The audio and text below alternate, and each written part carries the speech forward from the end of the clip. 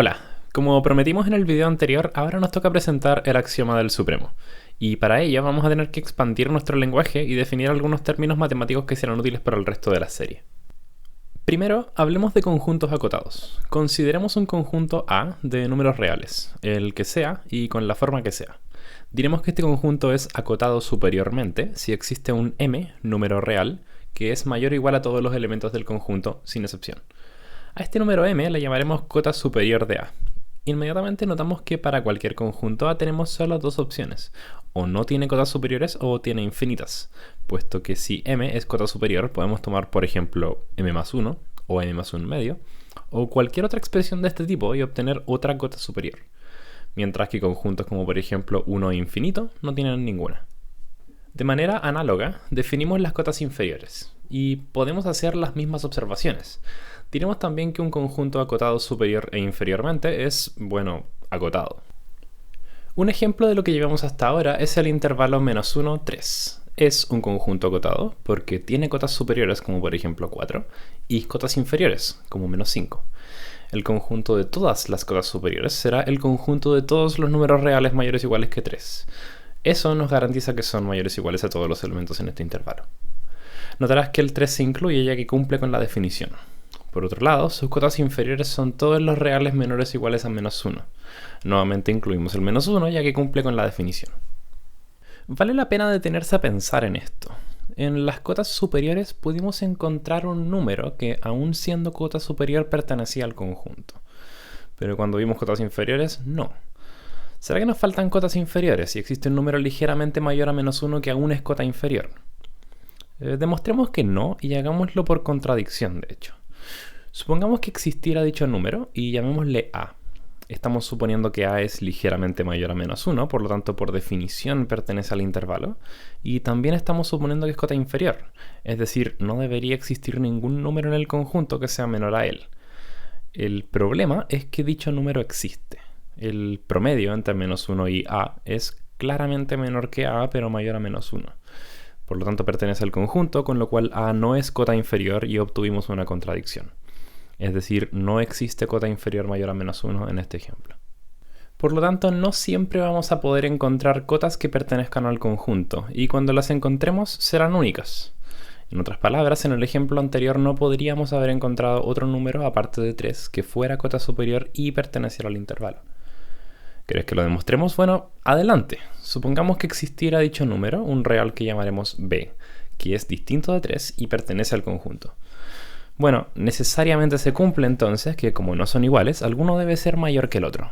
Si b fuera mayor, entonces 3 no sería cota superior porque existe un miembro del conjunto que es mayor a él. Pero si 3 fuera mayor, entonces b no sería cota superior por la misma razón. En cualquiera de los dos casos llegamos a una contradicción. Por lo tanto, un conjunto de números reales puede tener a lo más una cota superior dentro de él. Para las cotas inferiores pasa lo mismo.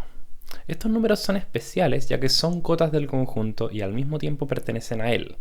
Les llamaremos respectivamente máximo y mínimo. Como vimos, no siempre existen, pero cuando existen son únicos. Esta es una idea que puede resultar extraña. En los números reales los conjuntos no necesariamente tienen máximo ni mínimo. Para acomodarnos con esto y a la vez ver un ejemplo de conjunto que no necesariamente sea un intervalo, consideremos lo siguiente. El conjunto de todos los inversos multiplicativos de números naturales. Ya que todos los naturales son mayores o iguales a 1, sus inversos multiplicativos serán menores o iguales a 1. Y también sucede que el inverso de 1 es sí mismo, por lo tanto 1 es el máximo de este conjunto. Es cota superior y pertenece a él. Nos preguntamos entonces si es que existirá un mínimo. Nuevamente, haciendo honor a la contradicción, supongamos que existiera dicho número y llamémosle m. Ya que pertenece al conjunto, existe un natural del que este número es inverso. Llamémosle n. El problema es que todo número natural siempre tiene sucesor, por lo tanto el inverso de n más 1 también pertenece al conjunto y es menor que el número que suponíamos que era mínimo. Contradicción. Por lo tanto el conjunto no tiene mínimo. Este conjunto se ve así. Una serie de puntos que se aproximan cada vez más entre sí conforme se aproximan al cero. El mismo cero junto con todos los negativos es cota inferior de este conjunto, pero como no pertenece a él, no puede ser mínimo. Sin embargo, en un impulso de pretenciosidad matemática, nos gustaría también asignar un nombre a números de este tipo. El 0 no es mínimo, pero sí es la mayor de todas las cotas inferiores. A este tipo de número le llamamos ínfimo, y a la menor de las cotas superiores le llamamos supremo. Mediante un razonamiento parecido al del máximo y el mínimo, es posible demostrar que el supremo y el ínfimo, cuando existen, también son únicos. Y es más, son iguales al máximo y al mínimo respectivamente, bajo el supuesto de que estos también existan. Para ejemplificar todo esto que hemos hecho, miremos este intervalo. Claramente no tiene cotas superiores, pero sí tiene cotas inferiores. El conjunto de todas ellas es menos infinito 3. Al no tener cotas superiores no tiene máximo ni supremo, y tampoco tiene mínimo porque ninguna de sus cotas inferiores pertenece a él. Pero sí tiene ínfimo, porque la cota inferior máxima es 3. Este ínfimo sería igual al mínimo si el mínimo existiera, y el mínimo existiría si el conjunto incluyera el 3. ¡Wow! Advertencia, una mala práctica pero bastante común en cursos de cálculo es decir, bueno, pero si esto es muy sencillo, las cotas superiores son el conjunto que va desde este número hasta el infinito, las inferiores van desde acá hasta menos infinito, siempre incluimos los extremos, el ínfimo y el supremo son estos números y solo pueden no existir cuando hay un infinito, y finalmente el máximo y el mínimo son iguales al supremo y el ínfimo en caso de que sus paréntesis apunten hacia adentro. Eso es cierto para conjuntos que tienen este aspecto, pero hay que recordar que la gran mayoría de los conjuntos de números reales no tienen la bonita forma de los intervalos. Por esto hicimos el ejemplo de hace un rato con los inversos multiplicativos.